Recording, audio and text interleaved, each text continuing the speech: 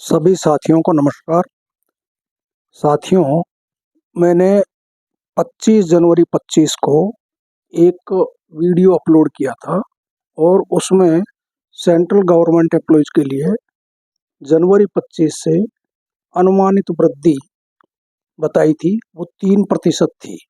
उस समय तक नवंबर 24 का सीपीआई इंडेक्स हमें उपलब्ध था और चूँकि दिसंबर 24 का जो इंडेक्स रिलीज हुआ है वह नवंबर 24 का जो 144.5 था उससे 0.8 कम हो गया है। इसलिए जो पिछले वीडियो में मैंने सेंट्रल गवर्नमेंट एम्प्लॉयज़ के लिए, पेंशनर्स के लिए 1 जनवरी 25 से अनुमानित वृद्धि 3% की बताई थी। डीए में जो अब कमी हुई है वो इस कारण से है क्योंकि दिसंबर का इंडेक्स घट गया है और वो भी 0.8 से घटा है, यानी काफ़ी कम हो गया है।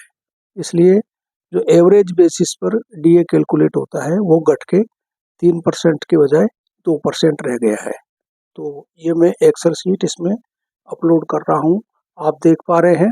इसमें जनवरी 24 से और दिसंबर 24 तक का 12 महीने का एक्चुअल जो सीपीआई इंडेक्स है वो लिया गया है और उसका एवरेज 141.58 है।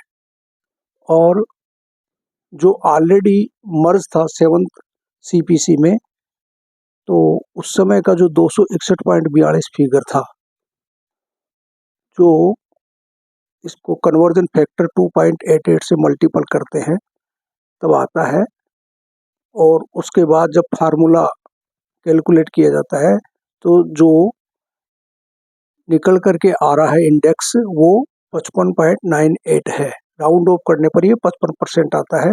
और चूंकि 1 जुलाई 24 से 53% डीए ऑलरेडी सेंट्रल एम्प्लॉयज़ को, पेंशनर्स को दिया जा रहा है, तो इसका जो डिफरेंस होता है वो 2% है। तो इससे ये कहा जा सकता है कि 1 जनवरी 25 से जो फाइनल इंक्रीज डीए में सेंट्रल एम्प्लॉयज़ और पेंशनर्स को होनी है वो 2% की होनी है।